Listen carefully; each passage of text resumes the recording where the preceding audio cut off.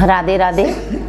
देखिए आज हम बहुत ही प्यारा भजन लेकर आए हैं। सीता मैया का भजन है कि सीता गुरुकुल में पढ़ने जाती हैं तो एक संत आकर कहते हैं, बेटी तुम्हारे कर्म में क्या लिखा है। तो सीता मैया कहने लगी, बाबा बताओ क्या लिखा है। तो क्या कह रही हैं सीता मैया और क्या वो संत कह रहे हैं सीता माता से कि उनका कैसा नसीब था।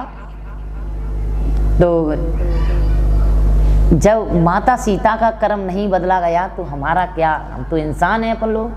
तो बहुत ही प्यारा भजन है और हमारे भजन के कमेंट जरूर दिया करो, जो भी सुनते हैं और तो जरूर बताया करो कैसा भजन है।